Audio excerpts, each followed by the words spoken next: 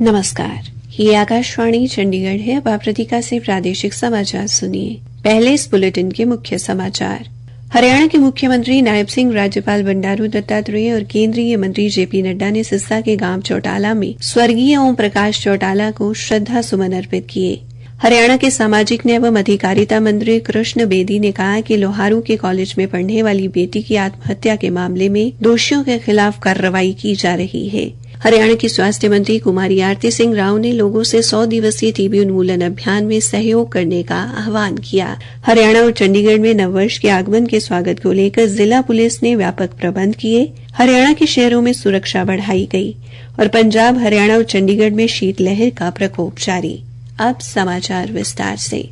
हरियाणा के मुख्यमंत्री नायब सिंह और केंद्रीय स्वास्थ्य मंत्री एवं बीजेपी के अध्यक्ष जगत प्रकाश नड्डा और राज्यपाल बंडारू दत्तात्रेय ने आज सिरसा के गांव चौटाला में स्वर्गीय ओम प्रकाश चौटाला की श्रद्धांजलि सभा में दिवंगत आत्मा को श्रद्धा सुमन अर्पित किए। पूर्व मुख्यमंत्री स्वर्गीय चौधरी ओम प्रकाश चौटाला को श्रद्धांजलि अर्पित करते हुए मुख्यमंत्री ने कहा कि स्वर्गीय चौटाला का जीवन संघर्ष का प्रतीक रहा है।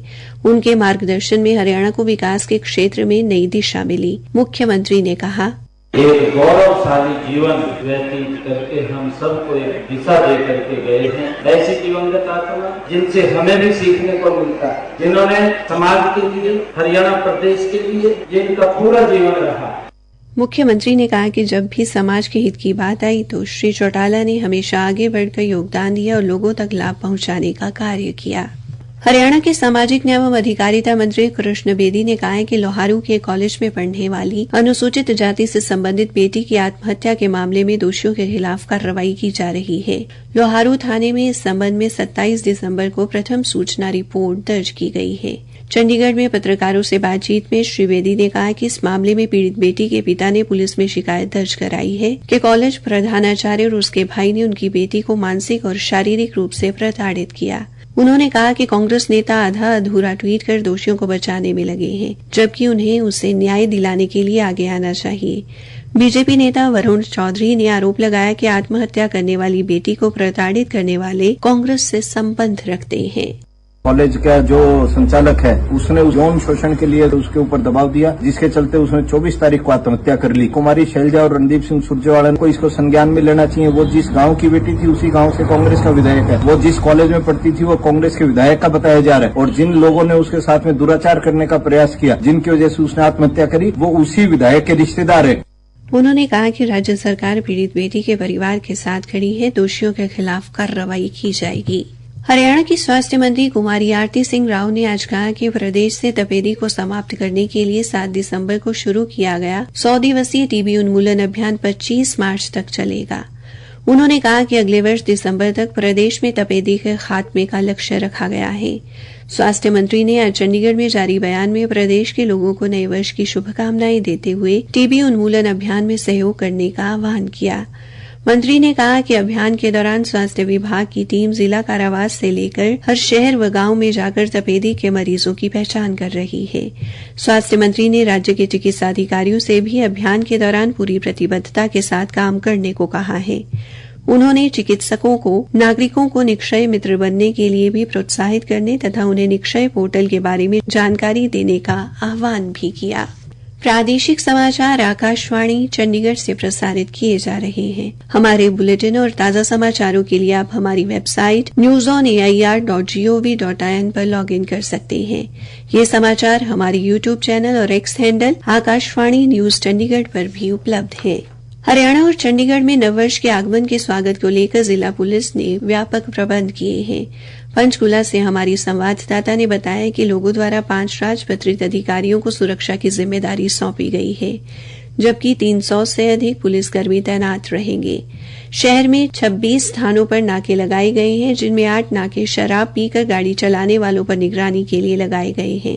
पर्यटक स्थलों विशेषकर मोरनी में पुलिस विशेष तौर पर सतर्क रहेगी। पुलिस बल दंगा नियंत्रण उपकरण और कैमरों के साथ तैनात रहेगा। पंचकूला के पुलिस आयुक्त राकेश कुमार आर्य ने लोगों के नाम संदेश में नववर्ष के आगमन को शांति से मनाने की अपील की है।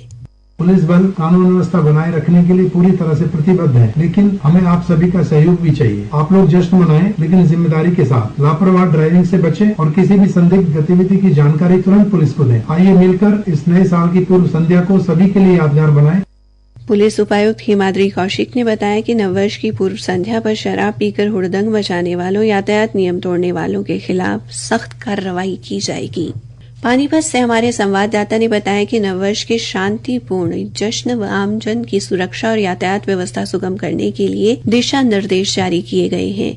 पानीपत के पुलिस अधीक्षक लोकेंद्र सिंह ने कहा कि सार्वजनिक स्थलों और सड़क के किनारे शराब पीने वालों, वाहनों के साइलेंसर से पटाखे फोड़ने, ध्वनि प्रदूषण करने और हुड़दंग मचाने वालों के खिलाफ सख्त कार्रवाई की जाएगी। पुलिस ने किसी भी संदिग्ध या असामान्य गतिविधि की स्थिति में तुरंत नजदीकी पुलिस स्टेशन या पुलिसकर्मियों या डायल 112 पर सूचना देने की अपील भी की है। कुरुक्षेत्र से हमारी संवाददाता ने बताया कि पुलिस द्वारा नववर्ष के आगमन पर जश्न के दौरान किसी भी अप्रिय घटना को रोकने के लिए प्रभावी प्रबंध किए गए हैं। पुलिस प्रवक्ता ने बताया कि जिला पुलिस द्वारा भीड़भाड़ वाली जगह, सार्वजनिक स्थलों, बस अड्डों, रेलवे स्टेशन पर कानून व्यवस्था बनाए रखने के लिए पुलिसकर्मी और पुलिस वाहन तैनात किए गए हैं।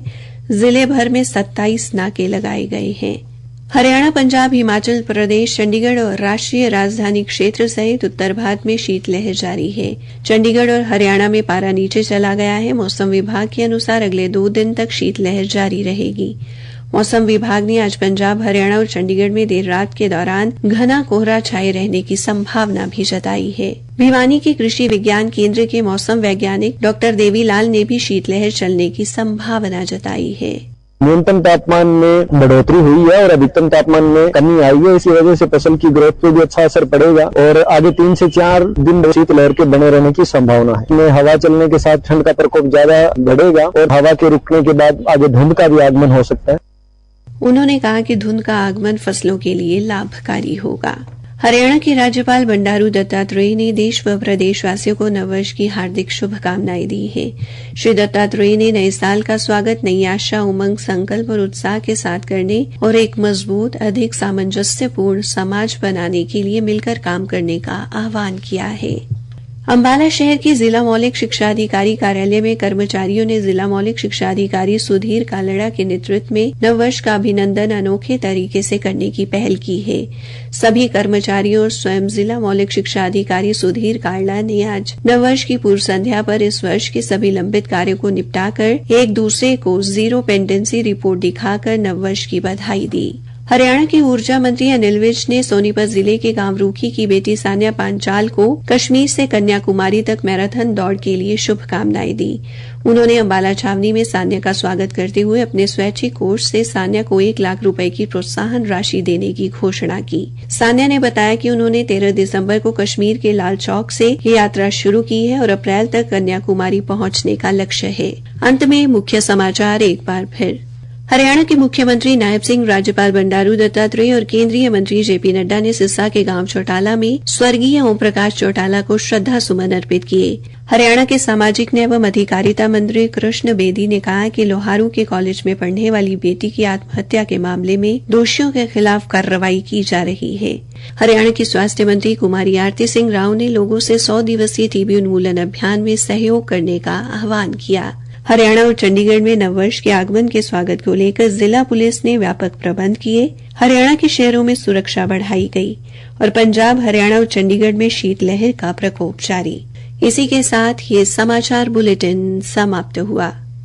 सही पोषण देश रोशन, नहीं रहे कहीं कुपोषण। अनीमिया से बचाव के लिए सभी आयु वर्ग को आयरन, प्रोटीन और विटामिन सी युक्त आहार का सेवन रोजाना करना चाहिए, जैसे अनाज में बाजरा, रागी, ज्वार और गेहूं, हरी पत्तेदार सब्जियां जैसे कि चौलाई, मेथी, पालक, कड़ी पत्ता, दालें जैसे कि सोयाबीन, मोठ, मसूर, चना और राजमा, फलों में अमरूद, संतरा और नींबू। इसके अलावा खजूर, गुड़ और मूंगफली का सेवन भी करना चाहिए। अनीमिया मुक्त हरियाणा राष्ट्रीय स्वास्थ्य मिशन, स्वास्थ्य विभाग हरियाणा द्वारा जनहित में जारी।